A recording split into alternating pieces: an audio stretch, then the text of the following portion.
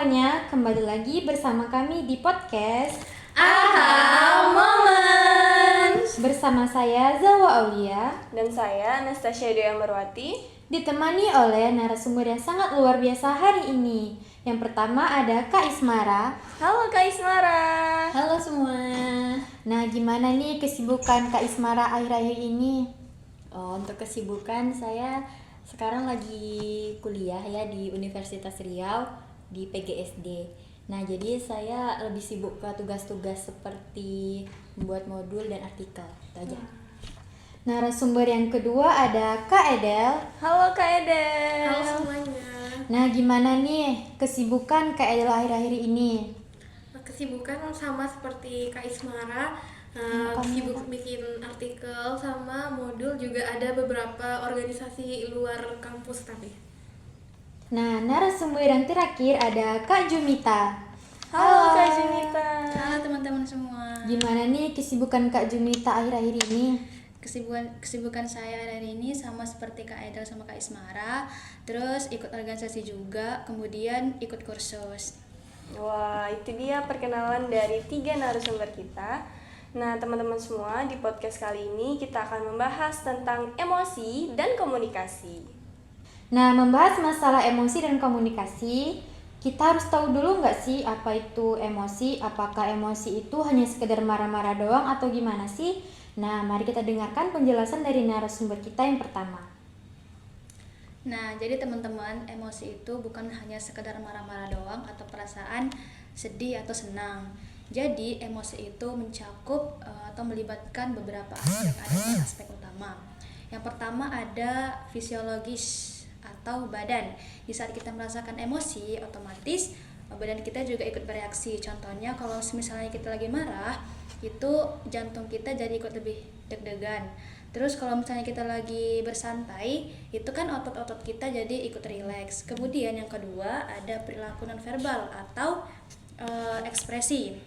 Di saat kita lagi marah, itu otomatis ekspresi kita jadi lebih lebih mudah ditandai kan. Kayak kalau misalnya kita lagi bad mood, ekspresi kita jadi lebih judes atau lebih banyak diam kayak gitu. Jadi biasanya ekspresi itu lebih jujur daripada kata-kata. Kemudian yang ketiga ada interpretasi kognitif atau pikiran. Jadi emosi juga dipengaruhi bagaimana cara kita menafsirkan suatu situasi. Contohnya misalnya kalau lagi hujan, ada beberapa orang yang senang karena cuacanya jadi lebih adem. Terus ada juga beberapa orang yang bete karena rencananya jadi gagal. Terus yang terakhir ada ekspresi verbal atau ucapan. Dengan kita mengungkapkan apa yang kita rasakan, itu akan lebih mudah membuat orang-orang sekeliling kita itu paham sama apa yang kita rasakan. Jadi tidak ada kesalahpahaman antar kita gitu. Wah, jadi emosi itu nggak cuman marah-marah aja ya nih teman-teman. Emosi itu juga bisa berupa reaksi tubuh, ucapan, dan juga pikiran. Ya. Nah, tadi kalau udah jelasin nih apa sih emosi itu. Nah, selanjutnya faktor-faktor apa aja ya yang bisa mempengaruhi ekspresi seseorang dalam emosi? Nah, untuk faktor yang mempengaruhi seseorang dalam mengekspresikan emosi itu yang pertama mungkin kepribadian atau personality. Jadi setiap individu itu kan memiliki kepribadian yang berbeda. Ada yang dia itu terbuka, ada yang tertutup, extrovert, introvert Iya, kan. betul. Kalau untuk individu yang ekstrovert, dia tuh kan lebih aktif berkomunikasi dengan lingkungan sosialnya. Tentu dia lebih banyak mengalami hal-hal yang positif ya. Jadi lebih banyak mengalami emosi positifnya, lebih banyak mengalami kebahagiaan mungkin, antusiasme, karena lebih sering berkomunikasi dengan sosialnya. Tapi kalau untuk orang yang introvert, pemalu, mereka cenderung neurotik. Mereka itu cenderung cemas, khawatir gitu. Jadi mereka tuh lebih banyak mengalami emosi negatif gitu ya. Tetapi menurut McCloskey, kalau kepribadian ini bukan salah satunya yang mempengaruhi seseorang itu dalam mengekspresikan emosi. Karena seseorang yang pemalu atau introvert tadi itu mereka juga memiliki strategi agar bagaimana dianya itu mengekspresikan emosinya tuh dengan baik juga. Jadi orang-orang yang pemalu ini atau introvert ini mereka lebih cenderung menggunakan media sosial untuk mengekspresikan emosinya. Jadi mereka itu mengekspresikannya itu dengan media sosial, malah biasanya lebih aktif di media sosial orang-orang introvert ini kan. Jadi itu bukan salah satu faktor sih sebenarnya, tapi kebanyakan orang itu kan dijadikan faktor untuk orang extrovert dan introvert. Yang kedua itu budaya atau culture. Nah jadi kalau di budaya Asia dan budaya Barat nih, kalau di budaya Asia ini lebih ke kolektivistik, di mana orang-orang lebih mengutamakan kepentingan kelompok daripada kepentingan pribadi. Nah, orang-orang yang kolektivistik ini mereka tuh lebih menahan emosi negatifnya agar tidak melukai perasaan orang gitu. Jadi mereka lebih menjunjung tinggi ketentraman, kedamaian, dan kebahagiaan. Jadi lebih menahan perasaan gitu. Jadi menahan emosinya. Jadi tidak terbuka dalam mengekspresikan emosi. Tapi kalau ke budaya Barat itu kan individualistik, lebih ke perorangan gitu. Mereka jadi lebih bebas secara individualistik untuk mengekspresikan emosinya. Kayak lebih semangat gitu aja, mengekspresikan lebih terbuka dengan ekspresi emosinya itu, baik itu emosi negatif gitu kan. Nah yang ketiga itu gender. Nah kalau gender ini itu membahas perbedaan antara laki-laki dan perempuan dalam mengekspresikan emosi. Kalau perempuan mereka itu lebih ekspresif atau terbuka dalam mengekspresikan emosinya, dan dia juga lebih peka terhadap kondisi atau emosi orang lain gitu. Kan banyak kan perempuan sering menangis. Nah kalau laki-laki mereka lebih cenderung untuk menahan emosi negatifnya. Jadi jarang kita lihat laki-laki itu menangis, nampak mereka menangis secara, tapi still mereka menahan perasaan itu. Nah, kondisi seseorang susah untuk mengungkapkan perasaan secara verbal ini disebut dengan alexithymia. Nah, kalau untuk faktor yang keempat itu faktor norma sosial dan peran di masyarakat. Nah, norma sosial ini membentuk bagaimana ekspresi itu bagaimana dalam mengekspresikan waktu gitu, kayak waktu mengekspresikan emosi ini di lingkungan masyarakat, kapan yang tepatnya gitu. Nah jadi kalau misalnya kita berada di lingkungan yang formal, pasti kita lebih menahan untuk emosi negatifnya gitu ya. Lebih menahan ke emosi negatifnya untuk di lingkungan formal. Tapi kalau di lingkungan yang masyarakat biasa gitu kayak non formal, kita mungkin bisa bebas dalam mengekspresikan emosi gitu. Nah, di kondisi dimana seseorang menahan emosi seperti di tempat kerja tadi demi keprofesionalan dalam bekerja, itu disebut dengan emotional labor. Nah, yang kelima itu media sosial. Jadi media sosial ini juga mempengaruhi seseorang dalam mengekspresikan emosi gitu ya.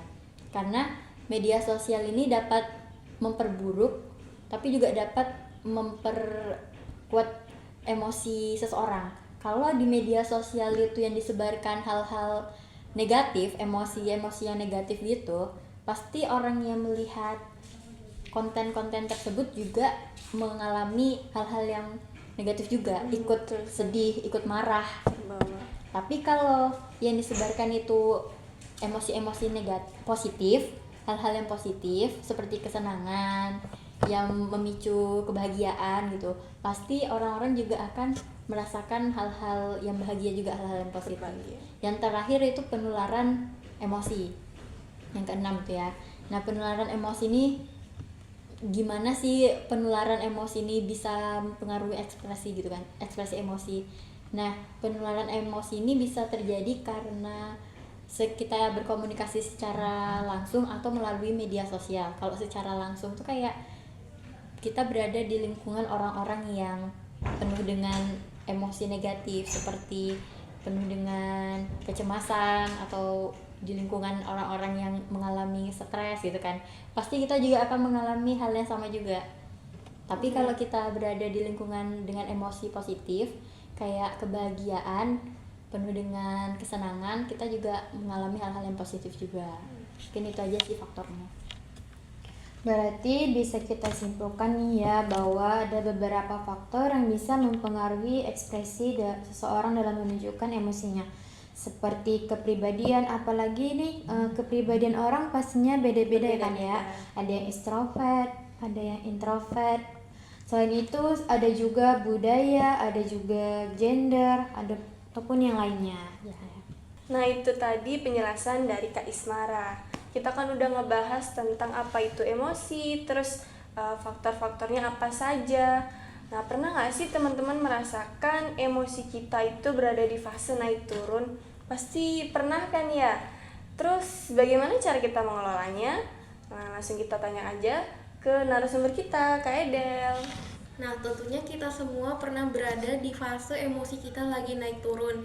Itu tuh sesuatu hal yang wajar. Untuk itu kita perlu punya keterampilan mengelola emosi. Keterampilan ini tuh keterampilan di mana kita bisa mengenali, memahami, dan mengendalikan perasaan kita terhadap berbagai kondisi. Keterampilan ini tuh berguna banget di kehidupan sehari-hari. Contohnya ketika untuk kita diterima di lingkungan sosial dan untuk mengambil keputusan yang tepat agar kita tidak salah dalam mengambil keputusan yang akan berguna untuk kita ke depannya. Adapun cara mengelola emosi, yang pertama kita perlu mengenali emosi yang kita rasakan. Bukan cuma mengenali emosi, tapi juga mengenali kondisi di lingkungan kita. Emosi seperti apa yang akan kita ungkapkan. Nah, yang kedua, beri dulu jeda sejenak untuk kita merespon kondisi tersebut. Bagaimana kita memikirkan gimana langkah-langkah untuk kita menyampaikan emosi kita dan mencari solusi dari permasalahan tersebut. Yang ketiga, mengungkapkan emosi kita dengan santai dan asik. Gimana caranya? Yaitu kita jangan menyampaikan emosi tersebut dengan kesan yang negatif. Contohnya, aku nggak suka nih kamu mainin HP aku. Bisa kita ganti dengan aku merasa nggak nyaman nih kamu mainin HP aku, soalnya kan itu ranah privasi aku. Jadi kalau kamu mau main HP aku, izin dulu ya ke aku. Nah, yang keempat, kita bisa menyikapi hal tersebut dengan positif. Contohnya, kita jangan berfokus pada drama-drama yang ada di dalam permasalahan tersebut, tapi kita lebih fokus gimana caranya kita mendapatkan solusi dari permasalahan tersebut. Yang kelima, kita perlu mengenali diri sendiri, yaitu alias self-care. Nah, mengenali diri sendiri ini tuh berguna banget untuk kita menghadapi berbagai kondisi yang sifatnya kompleks. Karena kalau kita peduli sama diri kita sendiri, kita nggak akan merasa stres, sehingga kita bisa lebih berfokus kepada permasalahan tersebut dibandingkan dengan masalah-masalah kita yang sebelumnya. Itu saja dari saya. Nah, jadi teman-teman, cara mengelola emosi itu kita perlu mengenali, memahami, dan mengendalikan diri kita supaya kita bisa menyikapi lingkungan sekitar kita dengan bijak. Nah, aku mau nanya nih pada masing-masing narasumber, bagaimana sih cara mengekspresikan suatu emosi secara efektif? Dimulai dari Kak Jumita, boleh nih. Oke, baik. Jadi mengekspresikan emosi secara efektif itu sangat penting untuk menjaga kesejahteraan sosial dan juga mental. Ada beberapa hal yang bisa dilakukan. Yang pertama itu adalah mengenali perasaan diri sendiri.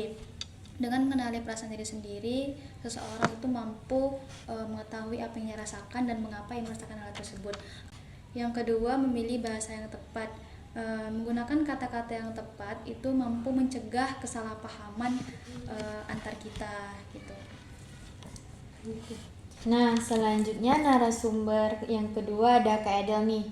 Gimana sih pendapat Kak Edel?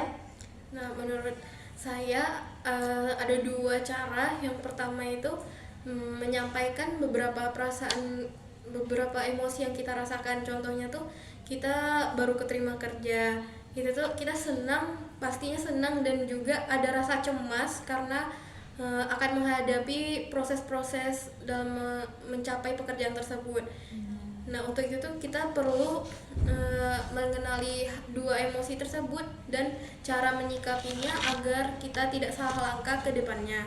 Yang kedua, kita bisa memporsikan antara perasaan dan tindakan. Kadang kita terlalu berfokus kepada perasaan sehingga kita tidak ada tindakan untuk menyelesaikan permasalahan tersebut. Itu saja. Nah, narasumber yang terakhir ada Kak Ismara. Gimana nih pendapatnya dari Kak Ismara? Nah, kalau saya itu ada dua juga sih. Yang pertama itu kita harus bertanggung jawab sama perasaan kita.